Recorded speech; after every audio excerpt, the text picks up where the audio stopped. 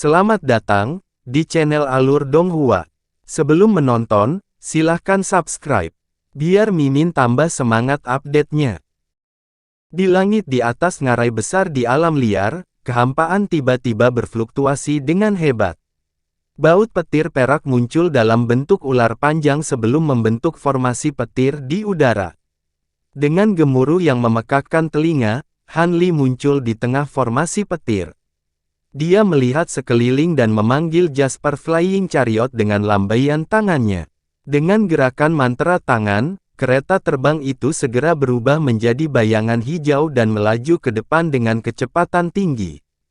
Setelah itu, dia memanggil Taois Xie dan memerintahkannya untuk mengendalikan kereta terbang, sementara dia duduk bersila dan terus mengembangkan seni kultivasi roh. Dalam kehampaan puluhan ribu mil jauhnya dari Han Li, Primordial Immortal Devourer memancarkan cahaya keemasan menyilaukan yang sepanas matahari saat melaju ke depan dengan kecepatan kilat dengan sinar keemasan berkedip di matanya.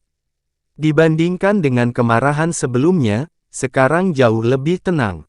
Jelas, dia sudah terbiasa dengan fakta bahwa yang lain dari jenisnya akan menyembunyikan auranya dan mempercepat dari waktu ke waktu, dan dia datang dengan tindakan balasan, yaitu terus mengejarnya.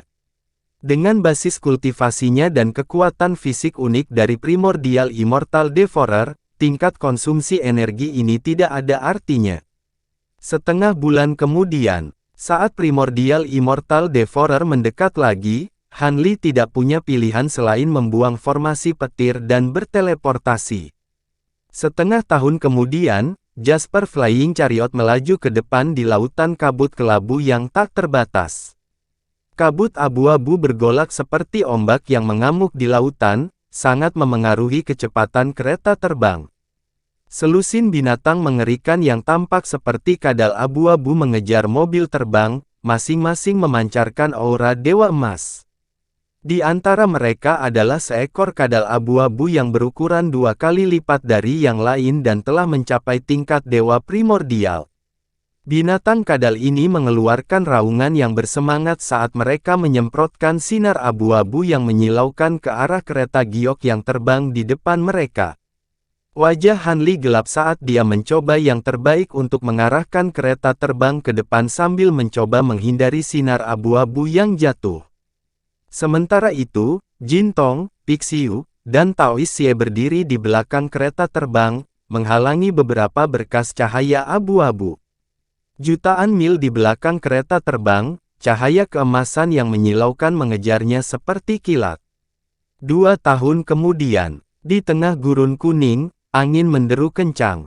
Tornado yang sangat tebal yang menghubungkan langit dan bumi berdiri tegak di mana-mana, bergerak dan menyapu ke segala arah. Garis-garis cahaya kuning melintas di dalam pilar angin, memancarkan suara angin dan guntur yang menakutkan. Kemanapun ia lewat, kehampaan akan bergetar dan riak ruang akan melonjak ke segala arah. Terkadang, 2 pilar angin besar akan bertabrakan, dan retakan spasial akan muncul di kehampaan. Massa cahaya hijau dan massa cahaya keemasan saling mengejar di padang pasir, keduanya berusaha sebaik mungkin untuk menghindari pilar angin dan bergerak maju dengan susah payah. Kecepatan seberkas cahaya keemasan jelas jauh lebih cepat daripada seberkas cahaya hijau, dan jarak antara kedua sisi segera berkurang menjadi kurang dari 10.000 km. Tiba-tiba, petir emas muncul dari cahaya hijau di depan mereka, mengembun menjadi formasi petir emas. Dengan gemuruh guntur, lampu hijau menghilang tanpa jejak. Lebih dari 10 tahun berlalu dalam sekejap mata. Di suatu tempat di hutan belantara, di langit di atas rawa yang tak terbatas, bola cahaya hijau yang suram bergerak maju dengan cepat. Meskipun bola cahaya ini berwarna hijau, itu bukan hanya satu warna. Sebaliknya, itu adalah campuran hijau tua, hijau muda, hijau zamrud, hijau keabu-abuan, dan berbagai warna lainnya. Campuran warna yang begitu beragam anehnya membuat bola cahaya menjadi sangat tidak mencolok. Selain itu, ia menyatu menjadi satu dengan kehampaan di sekitarnya, sehingga sangat sulit untuk mendeteksi keberadaannya. Di dalam bola cahaya yang suram ada kereta terbang berwarna hijau, dan Han Li dan yang lainnya sedang menungganginya. Warna kereta terbang sangat berbeda dari sebelumnya. Tubuh gerbong yang semula berwarna hijau seperti air, kini menjadi hijau berbunga-bunga yang jelek. Sama seperti bola cahaya di sekelilingnya, sepertinya telah diolesi dengan lapisan sesuatu. Meskipun lapisan material ini jelek, cahaya hijau bunga yang dipancarkannya hampir sepenuhnya menyembunyikan fluktuasi kekuatan spiritual yang terpancar dari kereta terbang. Bahkan fluktuasi kekuatan spiritual yang kuat yang berasal dari susunan heksagonal pada kereta terbang disembunyikan. Lapisan bahan hijau bunga ini adalah sejenis resin pohon roh yang diperoleh Han Li secara kebetulan di sebuah suku di alam liar. Itu telah menyelamatkannya dari banyak masalah selama bertahun-tahun melarikan diri. Pada saat ini, ekspresi Han Li sedikit tidak sedap dipandang. Dia membentuk segel tangan dan melakukan yang terbaik untuk mengendalikan kereta terbang untuk maju dengan cepat. Di sampingnya, wajah Jin Tong pucat. Dia memegang harta spiritual di tangannya sambil terus mengunyahnya. Pisiu sedang berbaring di sisi lain, tubuhnya bersinar dengan cahaya putih redup. Rupanya, itu juga mengatur nafasnya dan memulihkan diri. Hanya beberapa ratus ribu mil jauhnya, Jin Tong tiba-tiba mengangkat kepalanya dan berkata. Kata-katanya tanpa sajak atau alasan, tapi Han Li jelas mengerti apa yang dia maksud. Dia melihat ke belakang, dan cahaya biru melintas di matanya. Kemudian, dia berbalik, menarik napas dalam-dalam, dan menggerakkan ke-10 jarinya. Baut petir emas ditembakkan dan membentuk susunan petir di sekitar kereta terbang. Rune petir emas yang tak terhitung jumlahnya menari di dalamnya. Dengan gemuruh yang memekakkan telinga, deretan petir tiba-tiba menyala. Di tengah barisan, Han Li dan kereta terbang menghilang tanpa jejak. Tidak lama setelah Han Li dan yang lainnya menghilang, bola cahaya keemasan melesat dari jauh dan melayang di tempat kereta terbang Han Li menghilang.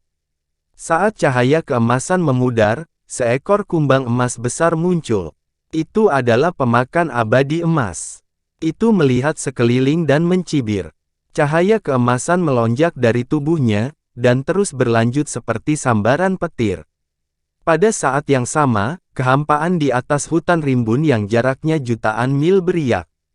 Sebuah bola petir emas muncul dan menyebar dengan cepat ke sekitarnya, membentuk formasi petir emas.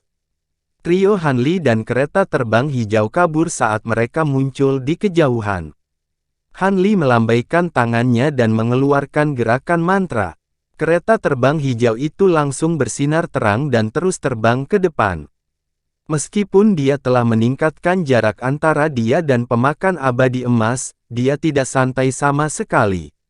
Sebaliknya, dia mengerutkan kening lebih keras.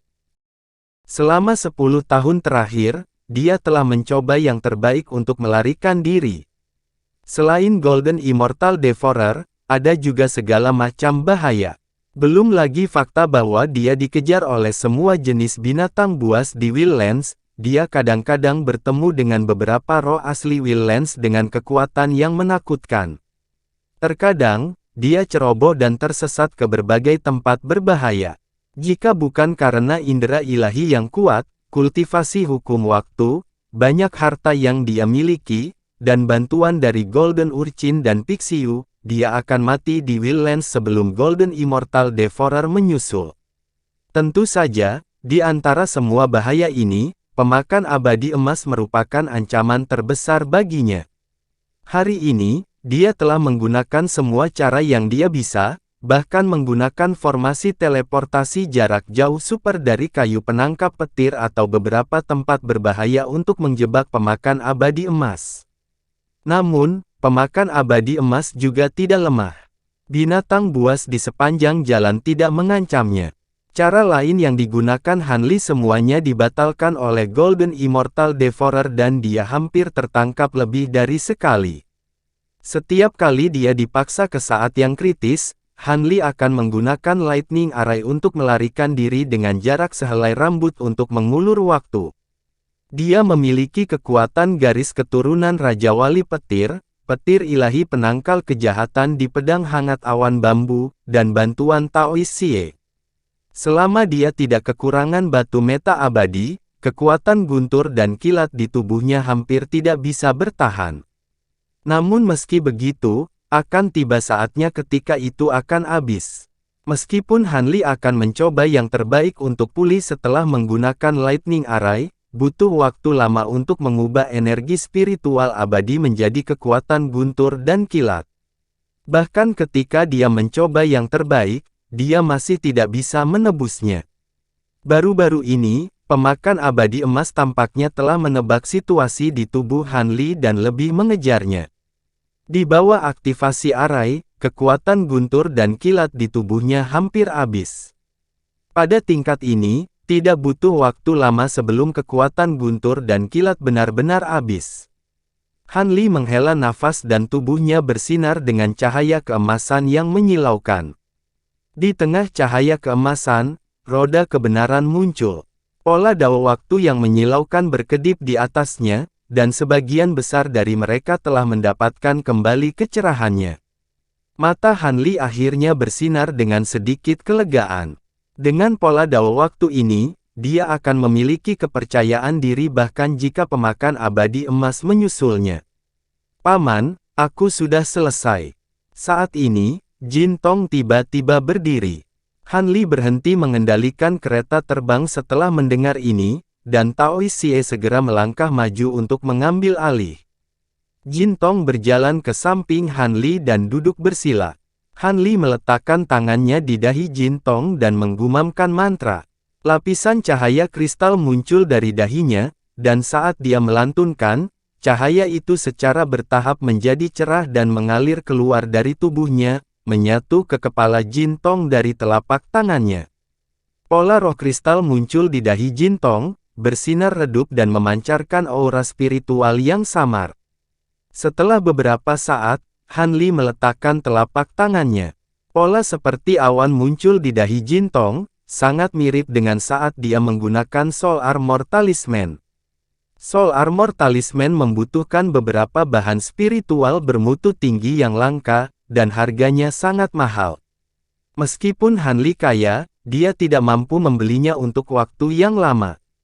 Oleh karena itu, dia fokus mempelajari jimat dan menemukan bahwa prinsip jimat zirah jiwa adalah memadatkan kekuatan roh menjadi suatu zat melalui teknik rahasia, kemudian mengubahnya menjadi perisai pelindung dan menyegelnya di jimat untuk digunakan orang lain. Setelah mempelajari jimat tersebut, ia langsung mencoba menirunya. Selain itu, setiap kali dia memiliki waktu luang, dia akan mengolah tahap keempat seni pemurnian roh. Mungkin itu karena dia benar-benar cocok untuk mengolah seni penyempurnaan roh, atau karena dia selalu berada dalam bahaya selama ini, potensinya terstimulasi. Dia telah membuat kemajuan pesat dalam tahap keempat, dan sekarang hampir menguasai. Semangat Han Li sekarang sangat kuat, dan pikirannya juga sangat tajam. Meskipun dia tidak bisa membuat Soul Armor Talisman sendiri dengan menirunya, dia sudah bisa melindungi jiwa Jin Tong. Jin Tong membuka matanya dan berubah menjadi cahaya keemasan, terbang ke tubuh Pixiu. Han Li menerima kereta terbang dari Taoist Xie, lalu segera mengubah arah dan terbang ke kejauhan. Dalam kehampaan jutaan mil di belakangnya, serangga pemakan emas kehilangan akal sehatnya tentang Jin Tong lagi. Itu mendengus, tetapi tidak khawatir sama sekali. Dapat dirasakan bahwa orang-orang di depannya sudah mencapai batasnya, dan hanya perlu sedikit usaha untuk mengejar ketinggalan. Dalam sekejap mata, beberapa bulan telah berlalu. Di suatu tempat di langit di atas gurun di Wilderness, sebuah kereta terbang melintas di udara seperti sambaran petir hijau dan menghilang ke cakrawala. Di mobil terbang, Han Li memasang ekspresi serius saat dia melakukan serangkaian segel dengan kedua tangan. Taoist Xie dan Pixiu berdiri di kedua sisinya, masing-masing memancarkan cahaya kuning dan cahaya putih ke tubuh Han Li. Meski ekspresi Han Li tidak berubah, dia sebenarnya cukup kesal. Selama sebulan terakhir, Golden Devouring Immortal mengejarnya dengan gila-gilaan. Dia tidak tahu metode apa yang digunakannya, tapi kecepatannya jauh lebih cepat dari sebelumnya, membuatnya hampir mati lemas. Dalam waktu singkat, dia berulang kali melemparkan formasi cahaya petir untuk melarikan diri. Hari ini, kekuatan guntur di tubuhnya akhirnya habis.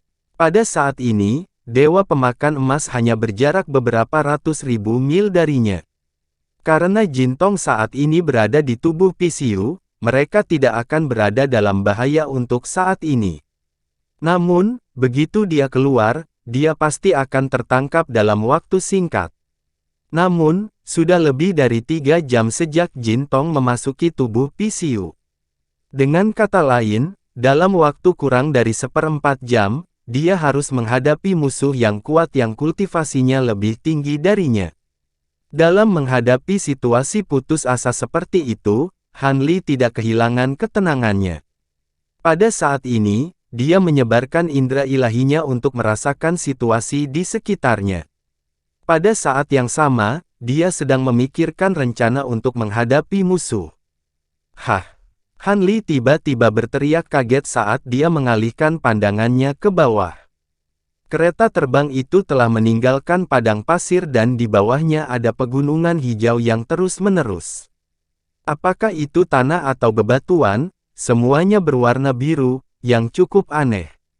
Tidak hanya itu, ki spiritual langit dan bumi di sini jauh lebih kaya daripada tempat lain. Melihat ini, Han Li tidak bisa menahan kegembiraan di matanya. Menurut pengalamannya selama bertahun-tahun, tempat dengan ki spiritual yang begitu kaya pasti memiliki makhluk hidup yang kuat. Mungkin ada 1 atau 2 suku kuat di alam liar, yang mungkin memberinya kesempatan untuk melarikan diri. Dengan pemikiran ini, Han Li segera mengaktifkan seni kultivasi roh dan mencoba yang terbaik untuk melepaskan indera-inderanya ke segala arah. Pada saat ini, ekspresi PCU tiba-tiba berubah dan membuka mulutnya. Seberkas cahaya keemasan ditembakkan dan berubah menjadi sosok Jin Tong. Saat ini, cahaya keemasan di permukaan tubuhnya redup. Wajah kecilnya pucat, dan ada bekas darah di sudut mulutnya. Auranya juga sangat kacau. Jelas, dia telah mencapai batasnya dan tidak punya pilihan selain terbang keluar. Paman, aku benar-benar tidak tahan lagi, kata Jin Tong lemah. Tidak apa-apa, kamu istirahat dulu. Aku akan memikirkan sesuatu. Hati Han Li sakit saat melihat keadaan Jin Tong saat ini. Dia mengeluarkan setumpuk harta karun roh dan menempatkannya di samping Jin Tong. Jin Tong mengangguk dengan enggan dan duduk. Dia mengambil harta spiritual dan memasukkannya ke dalam mulutnya. Han Li menarik napas dalam-dalam dan mencoba yang terbaik untuk mendorong kereta terbang itu ke depan. Dia menggunakan indera ilahi untuk memindai sekeliling, mencoba mencari kesempatan untuk melarikan diri. Ada banyak puncak gunung hijau di sekitarnya. Meskipun ki spiritual kaya, tidak ada sedikit pun bahaya yang dapat dieksploitasi, dan tidak ada jejak suku yang kuat. Saat dia terus terbang ke depan, hatinya perlahan tenggelam. Ratusan ribu kilometer di belakangnya, bola cahaya keemasan terbang ke depan dengan kecepatan luar biasa. Dalam cahaya keemasan, mata Golden Immortal Devourer melihat ke depan, berkedip dengan cahaya keemasan yang dingin. Niat membunuh di dalamnya begitu kuat sehingga membuat orang bergidik. Cahaya keemasan di sekitar tubuhnya semakin tebal, seperti sekelompok api keemasan yang menyala. Kecepatannya telah meningkat beberapa tingkat. Pada saat ini, ia dapat dengan jelas merasakan bahwa jarak antara itu dan target di depannya semakin pendek. Pada saat ini, cahaya hijau menyala di dinding gunung di kedalaman pegunungan hijau. Dinding batu itu berputar dan berubah menjadi wajah besar, melihat ke arah Devourer emas abadi. Golden Immortal Devourer Ranah Tai menutup mata terhadapnya. Pada titik ini, selama bukan eksistensi yang mengambil inisiatif untuk menyerangnya, secara alami ia akan menghindari sebanyak mungkin dan tidak akan pernah mengambil inisiatif untuk memprovokasinya. Cahaya keemasan di sekitar tubuhnya berjatuhan, dan kecepatannya semakin cepat. Itu berubah menjadi garis emas lurus dan melintas di dinding gunung tanpa henti. Seiring waktu berlalu, lampu hijau akhirnya muncul di ujung penglihatannya. Itu terbang ke depan, tetapi kecepatannya jauh lebih lambat daripada Golden Immortal Devourer. Ketika Devourer emas abadi melihat ini, ada kegembiraan yang tak terlukiskan di matanya. Itu mengeluarkan jeritan yang menusuk, dan cahaya keemasan di sekitar tubuhnya menjadi lebih tebal dan kecepatannya meningkat lagi. Dalam sekejap, itu muncul di balik lampu hijau hanya dalam beberapa tarikan napas. Di dalam cahaya hijau ada kereta terbang hijau dengan beberapa sosok berdiri di atasnya. Mereka tidak lain adalah Han Li, Tao Xie, Jin Tong, dan Pixiu. Ketika mereka melihat Golden Immortal Devourer, semua orang, termasuk Han Li, memiliki ekspresi ngeri di wajah mereka. Untuk beberapa alasan, Golden Immortal Devourer merasakan kenikmatan yang luar biasa ketika melihat ekspresi mereka. Dia membuka mulutnya dan menembakkan seberkas cahaya keemasan. Dalam sekejap, itu muncul di belakang kereta terbang hijau dan membanting. Tubuh Han Li bersinar terang. Kereta terbang hijau juga tiba-tiba menyala dengan cahaya hijau, dan berputar di tempat sebelum bergeser beberapa kilometer ke samping, menghindari pilar cahaya keemasan. Tetapi pada saat ini, seberkas cahaya keemasan tiba-tiba terbelah dan berubah menjadi ribuan garis emas tipis. Seperti pedang terbang emas yang tak terhitung jumlahnya, melilit kereta terbang hijau dan memutar. Mobil kereta hijau itu meledak dan berubah menjadi bola cahaya hijau yang menyilaukan. Kemudian, dengan kilatan cahaya keemasan, pelangi hijau keluar dari cahaya hijau dan terbang ke kejauhan. Golden Immortal Devouring melepaskan senyum sinis saat dia mengayunkan cakar depan ke depan. Bila emas besar yang panjangnya hampir 10.000 kaki muncul dari udara tipis sebelum menebas ke arah seberkas cahaya biru. Bilahnya memiliki bentuk yang aneh. Itu melengkung seperti sabit, dan permukaannya berkedip dengan lapisan cahaya keemasan seperti riak. Itu mengeluarkan suara gemuruh dan sangat kuat. Kekuatan tak terlihat meletus dari pedang emas. Kemudian, dunia dalam jarak 100 mil tiba-tiba tenggelam. Sepertinya kekosongan ditarik oleh pedang dan menekan pelangi hijau dari segala arah. Kecepatan pelangi hijau sangat berkurang, dan melambat hampir setengahnya. Pada saat ini, raungan liar bergema dari pelangi hijau. Kemudian, cahaya keemasan yang menyilaukan tiba-tiba meletus darinya. Kemudian, kepalan besar yang diselimuti rambut emas tiba-tiba terulur darinya. Rune emas yang tak terhitung jumlahnya terjalin di sekitar tinju. Itu dengan keras meninju ke arah pedang emas di langit. Pada saat yang sama, suara siulan yang menusuk telinga terdengar. Kemudian, cahaya kristal emas besar terbang keluar dari cahaya keemasan dan berubah menjadi bayangan pedang emas. Kemudian, itu menebas ke arah pedang emas di langit. Bayangan pedang emas itu sangat cepat. Itu meninggalkan serangkaian bayangan setelahnya dan bertabrakan dengan pedang emas. Begitu keduanya bertabrakan, dua cahaya emas menyala bersamaan. Kemudian, suara renyah terdengar. Bayangan pedang emas terpotong menjadi dua dalam sekejap. Namun, cahaya keemasan di permukaan bilah emas juga menyala dengan hebat. Kemudian, momentum ke bawah berhenti sejenak. Tepat pada saat ini, tinju emas menabrak pedang emas seperti bintang jatuh. Akibatnya, ledakan yang menghancurkan bumi terdengar. Cahaya yang menyilaukan seperti matahari meletus dari benturan kedua tinju, dan itu dipenuhi dengan kekuatan yang tak terlukiskan yang merobek segel spasial tak terlihat di ruang sekitarnya. Tinju raksasa itu hampir teriris menjadi dua, dan darah menyembur keluar dari lukanya. Namun, pedang emas raksasa itu juga pecah menjadi dua. Kera raksasa-raksasa dengan bulu emas di sekujur tubuhnya muncul dari cahaya keemasan. Tubuhnya berlumuran darah, dan dadanya naik dan turun tak menentu saat terengah-engah.